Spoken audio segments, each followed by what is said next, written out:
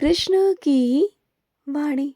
बच्चे, मैं तुम्हारे लिए खड़ा हूँ। तुम्हें क्या लगता है कि मैं खड़ा नहीं तुम्हारे लिए? मैं तुम्हारे लिए ही खड़ा हूँ। तुम जिस चीज़ों का सामना कर रहे हो ना, अब वहाँ तुम अकेले नहीं हो। मैं हूँ तुम्हारे साथ। मैं खड़ा हूँ तुम्हारे साथ, तुम्हारी परछाई बनकर। अब तुम सिर्फ इस युद्ध में उतरे हो ना, इस मैदान में उतरे हो ना, तो तुम्हारा सारथी बनकर मैं तुम्हें संभालूंगा। मैं तुम्हारा साथ दूंगा मेरे बच्चे। तुम बिल्कुल चिंता मत करो। और सुनो, अगर तुम्हारी अनुपस्थिति में ना कोई भी अगर कैसा भी काम कर रहा है ना, तो तुम्हें उससे मतलब नहीं होना चाहिए। बस काम वहीं पर संभालो जहाँ तुम्हारा दायित्व है, जहाँ तुम्हें जवाब देना है ना, जहाँ तुम्हारी जवाबदेही है ना, बस वहीं पर अपने काम को संभालो। और बाकी सब चीज़ों में मत पड़ो कि कोई क्या कर रहा है, कोई क्या नहीं कर रहा, मत करो। लेकिन जहाँ तुम्हारी जवाबदेही है और वहाँ तुम्हारी अनुपस्थिति है ना, और तुम्हें वहाँ पर संभालना है, तो कहीं ना कहीं कैसे ना कैसे उसे संभालने की कोशिश करो। तरीके बहुत है संभालने के कि तुम एक स्थान से दूसरे स्थान पर चीज़ों को संभाल भी सकते हो। जानते हो ना कैसे? तो उसे भी समझाने की कोशिश करो। और अगर बार बार समझाने पर भी वो नहीं समझ रहा ना, बार बार चोरी करना नहीं छोड़ रहा, चीज़ें गलत करने से नहीं बच रहा ना, तो फिर उसको ना दंड तो ज़रूर मिलेगा। वो दंड से बच नहीं सकता। तो तुम ना ऐसे बुरे लोगों से दूर रहा करो, और कुछ नहीं है। और बुरे लोगों की संगति में ना रहने पर भी ना बहुत सारी चीज़ें तुम्हें गलत प्रभावित करती हैं। तुम चाहे कितने भी गलत ना हो, चाहे तुम कितने भी अच्छे हो, तुम्हारे अंदर सकारात्मकता हो, लेकिन अगर फिर भी बुरे लोगों में उठोगे, बैठोगे, संगति में रहोगे ना कहीं से कुछ ना कुछ उनकी कुछ चीज़ें ऐसी हैं जो आज नहीं तो कल तुम अपने अंदर ले लोगे। और वो तुम्हारे कल के लिए अच्छा नहीं, तुम्हारे भविष्य के लिए अच्छा नहीं। बस मैं यही कहना चाहता हूँ कि बुरी संगति से बचो। पता है कभी कभी क्या होता है, जब हम बुरे लोगों में बैठते हैं, उठते हैं ना, तो हम चाहे कितना भी मना कर ले, कितना कुछ भी कर लेना, लेकिन कहीं ना कहीं हमारे अंदर ना एक बुरा मन भी छुपा हुआ है जो कहता है कि कर ले, कोई बात नहीं, करने से कुछ नहीं होगा।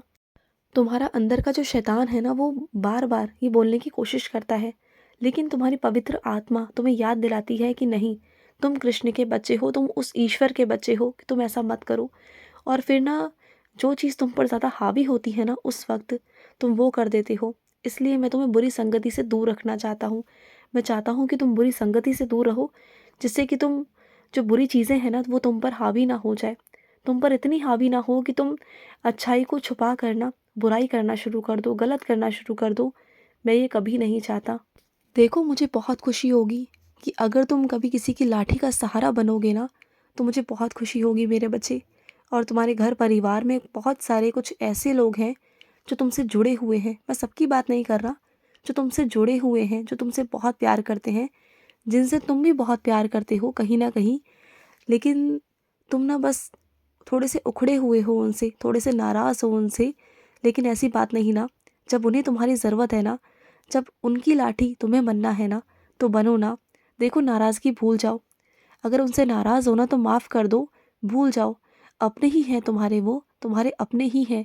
जो उन्होंने एक वक्त पहले तुम्हारे लिए सोचा था, वो गलत नहीं सोचा था। उस वक्त भी वो सही थे अपनी तरफ से, क्योंकि वो तुम्हारा भला ही चाह रहे थे ना। तुम अपनी जगह सही थे।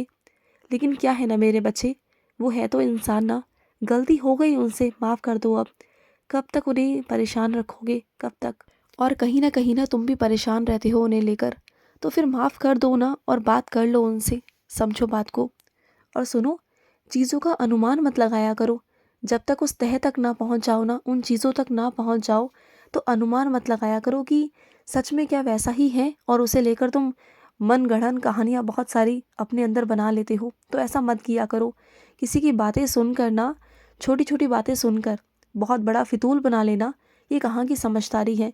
जब तक तुम सच नहीं जानते ना, तो किसी के बारे में तुम कुछ नहीं कह सकते। बात को समझा करो।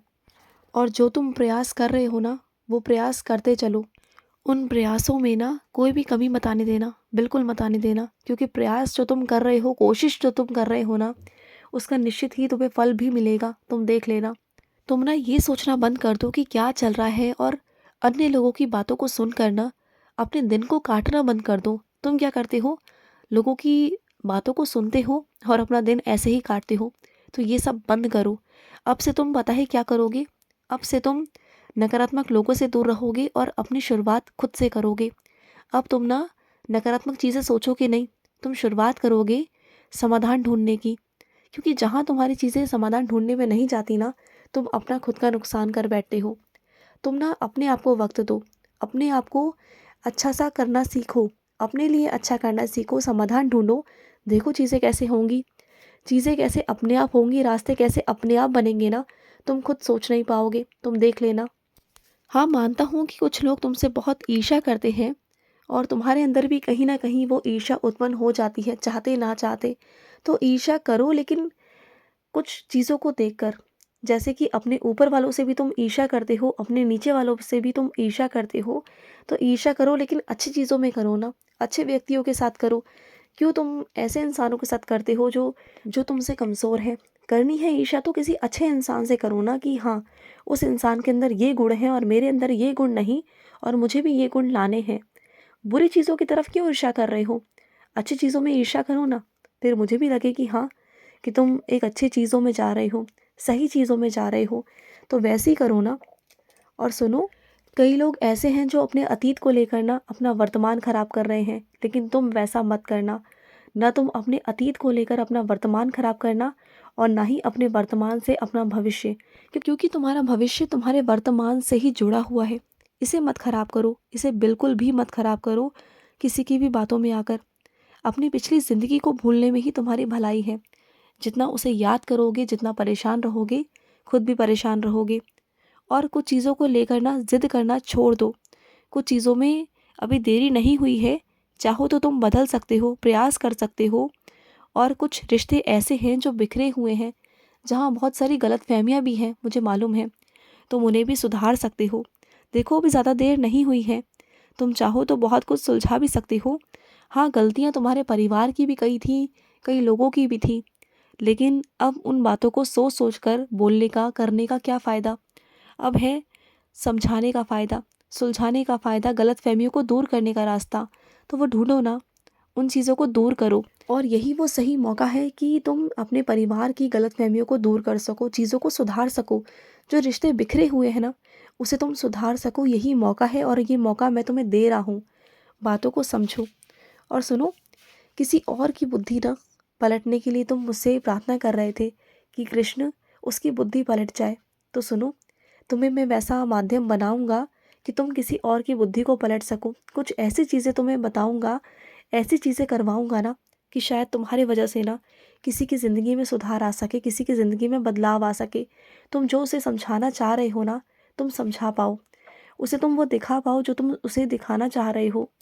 और जो बच्चे मेरा स्मरण करते हैं ना, जो बच्चे मुझे दिन रात याद करते हैं ना, तो उनका उत्थान तो होना निश्चित ही है। उनका उत्थान, उनका विकास तो कोई रोक ही नहीं सकता, उनकी उन्नति कोई रोक नहीं सकता, क्योंकि उनके साथ मैं हूँ, तुम्हारा कृष्ण है।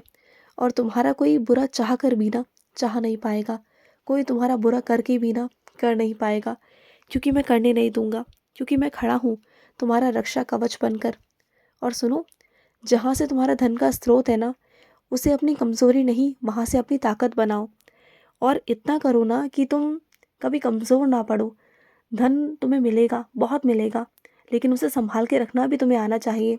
तुम्हें धन बहुत देता हूँ मैं, लेकिन आता है चला जाता है, तुम संभाल नहीं पाते। तुम्हारे पास ना पैसा टिकता नहीं है। पैसों को टिकाने के लिए ना तुम मेरा आशीर्वाद लिया करो, मेरे चरणों में रखा करो, उसके बाद में ही उपयोग किया करो। और दूसरा, जो एकादशी आएगी ना मेरे बच्चे, इस एकादशी का व्रत रखना, और जो तुम्हारी मनोकामना हो, जो तुम्हारी इच्छा हो, वो मांग लेना। वो तुम्हारी मनोकामना जल्द से जल्द पूरी हो जाएगी, तुम देख लेना। तुम्हारी मनोकामना मैं पूरी करूँगा। खुश रहो। आज का कृष्ण संदेश समाप्त हुआ। जय श्री कृष्ण।